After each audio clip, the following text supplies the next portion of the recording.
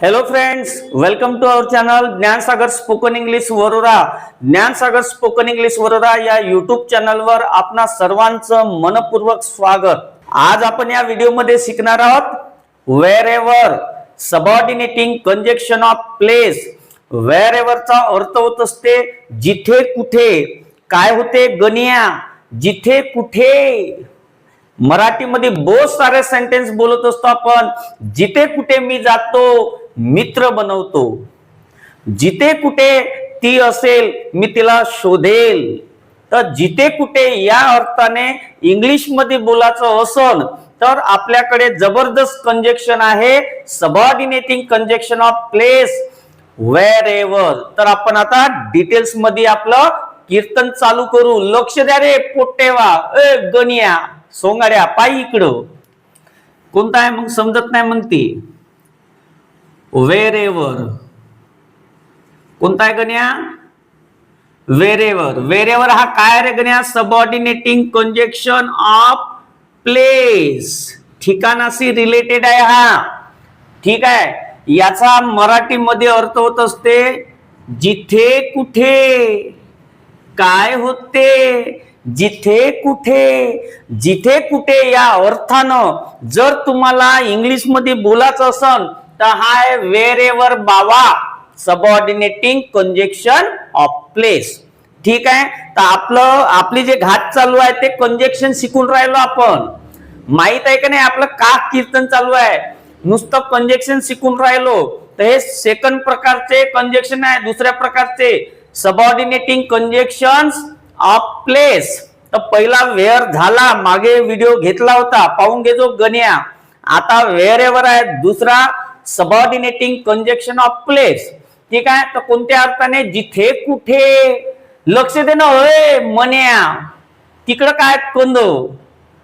लक्ष दे शिल्पी. जिथे कुठे कशाचा अर्थ होते? वेअर एव्हरचा अर्थ होत असते जिथे कुठे. Wherever. ठीक आहे. तर आपण with the help of example आता समजून घेऊ. ठीक आहे. लक्ष द्या रे.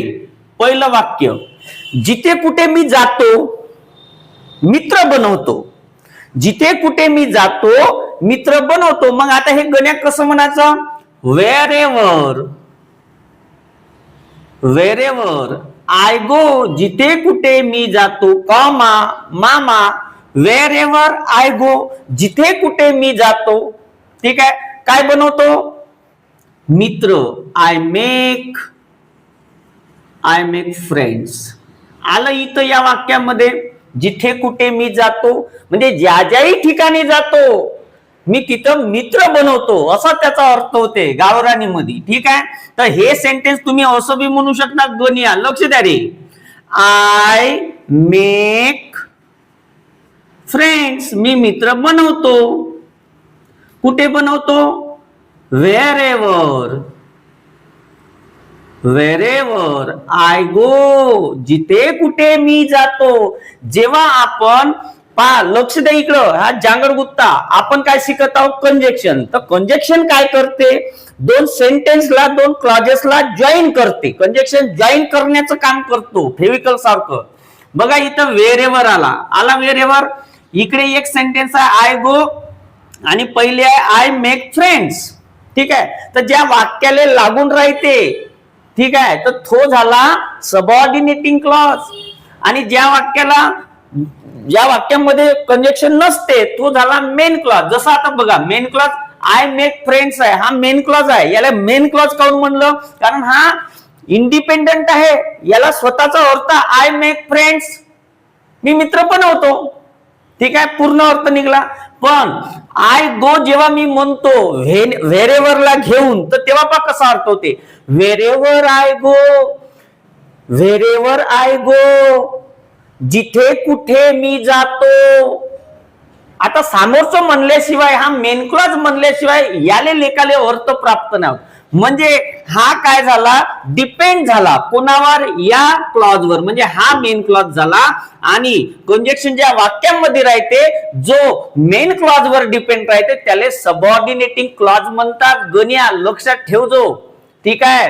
क्लॉजेस समजले पाहिजे. तर इथं तुमचा 1 मार्काचा प्रश्न बी सुटून जाते. आणि जिथे कुठे कसं म्हणायचं हे बी इंग्लिश मध्ये तुम्हाला बोलायचं असेल तर तुम्ही व्हेरेवरचा वापर करू शकता as subordinating conjunction of place. पटलं गेलं बोडक्यात. ठीक आहे. तर तुम्ही असंही म्हणू शकता जेव्हा आपण मेन क्लॉज पहिले घेतो तेव्हा कंजक्शन कुठे येते, कुठे आहे त्याची पोझिशन, मधात येते. छाती काढून राहते लेखाचा, मागेही राहते एक सेंटेन्स आणि पुढेही राहते. तर जेव्हा मेन क्लॉज घेतो तेव्हा सबऑर्डिनेटिंग कंजक्शन ऑफ प्लेस हा मधात येते. ठीक आहे. असंही म्हणू शकता, असंही म्हणू शकता. तर दुसरं वाक्य एक घेऊ अजून. ठीक आहे गण्या, लक्ष दे रे मनाळ्या, लक्ष दे इकडं. जिथे कुठे ती असेल किंवा जिथे कुठे ती आहे मी तिला शोधून काढीन. आता आलं या वाक्यामध्ये जिथे कुठे आलं का नाही इथं, तर यानेच बोलायचं. मग कसं होणार Ganya, wherever wherever she is, wherever she is जिथे कुठे ती असेल, जिथे कुठे ती आहे किंवा जिथे कुठे ती असेल. काय आता समोरचं जोपर्यंत म्हणत नाही तोपर्यंत याला लेखाला काही अर्थ प्राप्त होत नाही. ठीक आहे. तर व्हेरेवर सी इज जिथे कुठे ती आहे किंवा ती असेल मी शोधणार, मी शोधेल. I will find her. हे वाक्य पहिलं मी घेऊ शकता. असं बी होते आय विल फाइंड हर, मी तिला शोधेल. व्हेरेवर सी इज जिथे कुठे ती असेल मी तिला शोधेल. असं आहे. समजलं का नाही. व्हेरेवर बाबा जिथे कुठे, व्हेरेवर. तिसरं एखादं एक्झाम्पल घेऊ. 17 वेळा विचारून राहिला कुठं गाडी पार्क करू, कुठं गाडी पार्क करू. अरे जिथे कुठे जागा आहे तिथे पार्क कर. कायले विचारा लागते, भोकणं आहे का, तू दिसत नाही का जागा कुठे, पाय ना शोधणं. ठीक आहे. तर हे वाक्य कसं म्हणू आता गड्या, आलं का नाही येतं, जिथे कुठे जागा आहे गाडी पार्क कर तुझी. ठीक आहे. तर कसं होणार,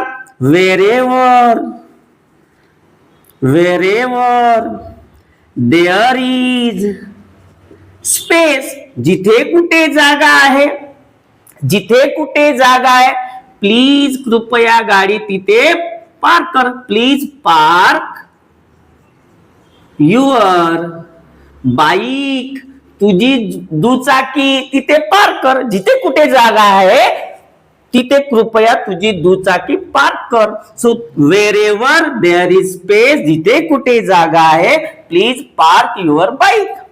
हे सेंटेन्स पहिलं बी घेऊ शकता. Please park your bike wherever there is space. असं आहे जांगड गुत्ता गण्या. ठीक आहे का नाही. सोपच राहते, समजल्यावर. नाही समजलं तर डोकं खाजवते लेखाचं. ठीक आहे. दुसरं एखादं वाक्य, कुठं बसू सर, कुठं बसू सर. कुठं बसायचं, जिथं कुठं तुला आवडते तिथं बस. म्हणतो का आलं, जिथे कुठे तुला बसायला आवडते तिथे बस. आता हे वाक्य कसं म्हणू, wherever you like, जिथे कुठे तुला आवडते बसायला. you can sit. हे सेंटेन्स पहिलं घ्या. You can seat wherever you like, जिथे कुठे तुला बसायला आवडते बस. तो असं आहे wherever. ठीक आहे. व्हेरेवरचा अर्थ काय होते गण्या, जिथे कुठे. काय आहे, सबऑर्डिनेटिंग कंजक्शन ऑफ प्लेस. तर आशा करतो की तुमच्या बोडक्यामध्ये गेलं हे सगळं. Wherever subordinating conjunction of place कोणत्या अर्थाने, जिथे कुठे या अर्थाने. पोटेवा बरोबर जमोजा हे व्हेरेवर. पुढल्या व्हिडिओ मध्ये एका नवीन कंजक्शन सोबत भेटू. Till then bye and take care.